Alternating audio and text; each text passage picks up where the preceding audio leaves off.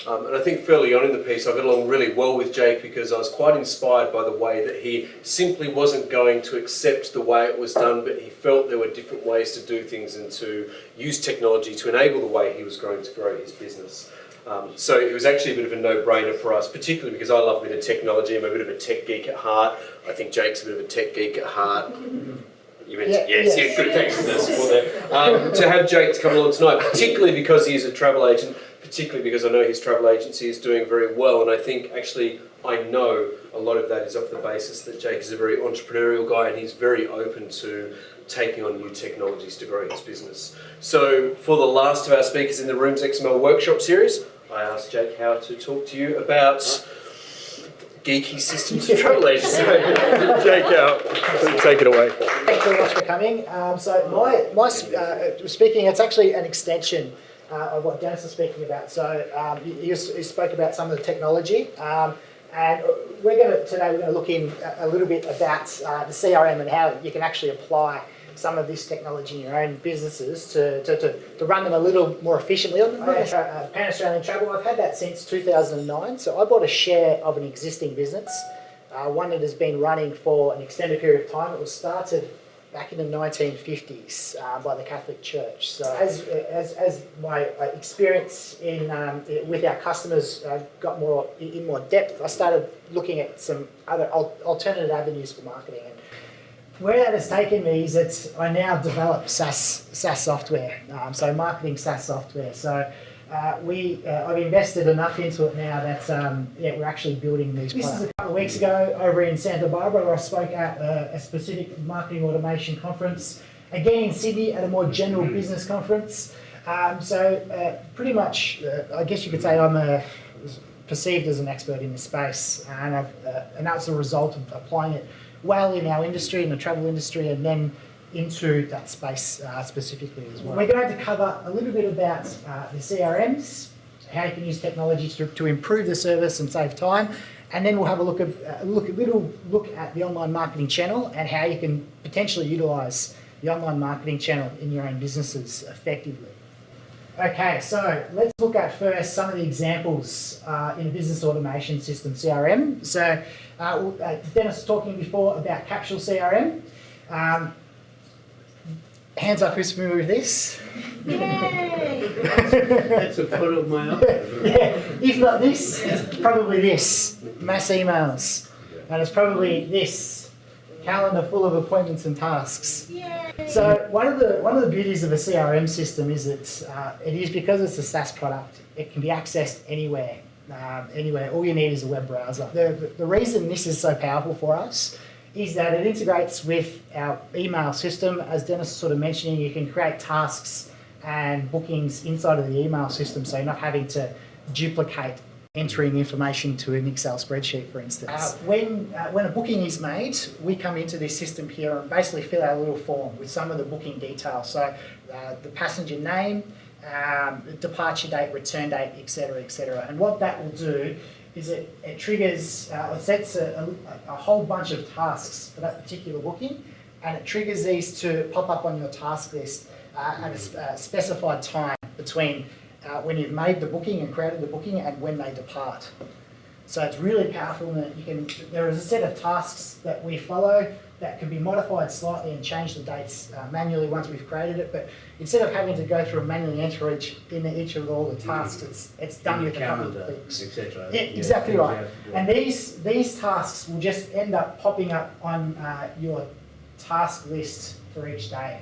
And so for each day, it's just a matter of going through your list and checking off the tasks. And so you've got access to the individual bookings, which we saw there, and you can drive into that and you can see what's coming down the pipeline. The advantages of SaaS for mail, and particularly Google, is that you can utilise some of their technologies in terms of search. And so Google is probably the best for search. They apply that to their mail system as well. So finding emails isn't very hard. It's just a matter of typing a couple of keywords, whether it's an email address and booking X, or it's just typing in the invoice number.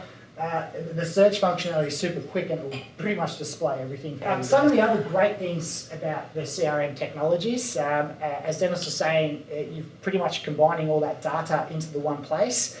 That's fantastic. I love data, but what I really love with it is what you can do. Some of they're called marketing automation systems, or I see them more as business automation systems, and they allow you to perform actions based on what your customer is doing, or what you're telling the system that your customer is doing.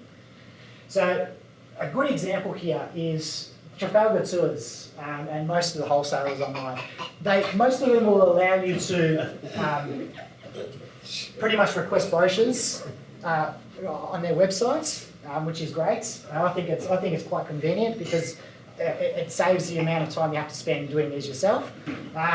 We can utilise that sort of technology now. Sage Travel is a brand that we work with right now, so they put together university stay tours in the UK.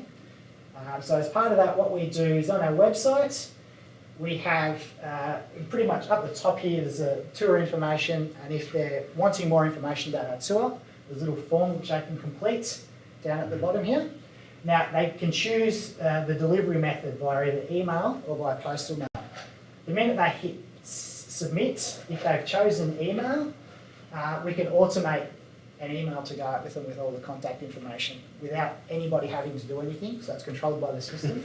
Now, what I really love about the platforms is not necessarily that, it's what you can actually do. So you can set a range of tasks to happen in the future based on what they did on that form. So with that same form, anyone who's requested that brochure, we can set a little, for this particular campaign, we set a task to run on the 14th of October, which was a second reminder email or a letter, mail merge again, reminding them that the early bird savings on this particular tour is ending in 2 weeks. So going back to that the first example with Capsule CRM and booking management from a travel agent's perspective, using a tool which is the next level, so go from Capsule up to something that, like we're just showing you with the Sage Travel example here, you can actually start utilising some of the automation tools within the CRM to start collecting more money on ancillary services. And by ancillary services, pre-departure, it's things like travel insurance reminders. Often you find that you may not get someone on the first go with the travel insurance, but a couple of weeks before they depart, you may just shoot them across an automated email, which will have a link through to the online booking tool that you get you set the commission on there. So travel insurance is a really good one. Airport parking and chauffeur services, not something usually you'll recommend to everybody, but you can have emails like this be delivered at the relevant time, a week before, or whatever it is. Airport transfers is another one. You don't always get them, particularly if you're travelling to places, I guess, like Europe or whatever. You can actually link up someone like one of the major like airport transfer providers, etc. It's really powerful. Foreign currency is another one. The margins on it are so small that you don't really want to be doing it yourself because you don't make a lot of money on it. But again, there are services out there which provide you a commission for referring customers, so that's another really good solution. Post-departure, I think there are also some really cool things you can do. So you can do things like set tasks or automate tasks for work on home cards. Now that could just be a task on your consultant's dashboard that pops up for them to write that out or whatever it is. There are services which you can upload your handwriting to the platform, and then that will actually automatically send out the postcard for you. So you can integrate it so that this stuff happens automatically. Referral requests is another thing. We can utilise the fulfilment list to produce like hard copy pieces of documents, whatever it is, postcards or whatever, so you can start automating that process a little bit. Personally, I don't have trouble asking for referrals, but it's a hard thing to get your consultants to do every single time. So being able to, I guess, take the burden off your consultants and have a system which does that makes it a little bit easier. And again, in our system, when someone makes that booking, we have the departure date and the return date. Triggered off the return date are a lot of these things. We start contacting people about 9 months after their return date and start asking, pretty much planting the seed for the next trip if they haven't already contacted. Okay, the software I use is a thing called Infusionsoft, which is another piece of software. Entreport is another one that does that. So these things are really powerful. You can do things they work really good, like for lead capture. You can automate the process based on what they're clicking in your emails, what they're doing on your website, what videos they're watching. You can apply different tags and put them into different interest groups, and then send them a set of emails based on that. But I find they're really powerful internally for what you can do, how you can save time and improve your service for your customers internally is where I see the biggest power. Essentially, my software allows you to do cool things like watch a video to 50%, and then inside this tool, send an email automatically for people who watched 50% of the video. So it's hard to explain, but it sort of integrates with this tool. Okay. That's another really good thing with SaaS products, which I think is pro SaaS, is the fact that most of these companies talk to each other. And so the integration with multiple companies is really tight. You can actually do a lot of things, and it's powerful in that way that you can make things talk to each other. No, I was just thinking, I was going to ask you how old you were, Yeah. and if this was all your software, and if I was going to buy shares. The online space it's a little bit, it's sort of a little bit of a myth about how it works and how you can utilise it effectively in a business. So what I sort of wanted to do is just explain a little bit, I'll give you a bit of what I found it useful for and how I found it useful for a business. The first place that most people get burnt is getting a website built and spending a whole heap of money to make a website look pretty. Now, building a website or having a website is the equivalent of opening this office in the middle of the Sahara Desert. So your job isn't, once that website's created, your job becomes about driving traffic to the website. The online marketing channel is essentially that. It's a channel. So it's a channel like word of mouth marketing. It's a channel like direct marketing, like networking. So you've got to see it in that way, and you've got to have a particular goal that you're looking to achieve with it. Now, there are some real advantages in being online and having a good presence online. Number one is that your store never shuts. It's operating 24/7. Number two is that it's not location dependent. You can broaden your potential customer reach to worldwide. Realistically, from a travel perspective, it's probably more sort of Australia-wide or country. It just has to be optimised in a way that it's going to convince people who see the website to perform the desired action, which is either picking up the phone or submitting a web form. Then the fun begins when you start trying to generate traffic to the online marketing world. That's one thing that it really does well, is it allows you to appear bigger than what you actually are. Yeah, so going back to the automation systems, I think it's vital to have that in place before you start even looking at your web presence, because it's sort of like throwing a tennis ball against a brick wall and expecting it to stick.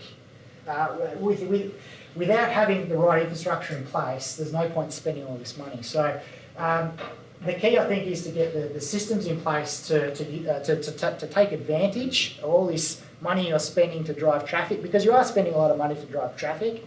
Dollar for dollar, it's a really cheap method of marketing your business when you compare it to like advertising in the paper, etc., etc.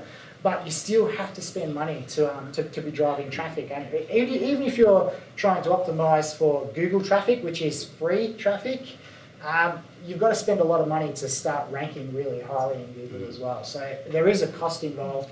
And so rather than just throw dollars at something without knowing how it's working and how it's converting, having the right system in place and the right tracking and measuring allows you to see the success of your campaign and then to make adjustments. If you look at the world, you'd almost have Australia and New Zealand kind of down here.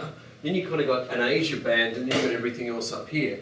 And the reason I continue to use travel agents, and look, Joe, I unashamedly say I use Joe Germano, who's sitting in the middle, because he was the second travel agent in Australia we ever spoke to, is because I do not have a $15,000 limit on my credit card, and I would not put it online. Whereas if you are in Europe, hubby and wife can be doing something like this on a Wednesday night and say, I'm so overworked, and one of them goes, oh my God, Scoopon have just said we can go to Paris for 150 quid each, going on Thursday night, coming back on Monday morning. It doesn't happen here. You book 3 months in advance. So there are fears and scare about the online competition in Australia. I actually think it's largely unfounded to a degree for the Australian market. And I think the fact that you guys are here, you're going to be survivors. As we see more innovation, I think Google getting into the space with they acquired a company called ITA. I think that's a good thing because it takes away a lot of that not even the groundwork, but it takes away a lot of the stuff. The trip to Paris for a weekend is not stuff we want to be dealing with because it's stuff that's going to be a couple $100.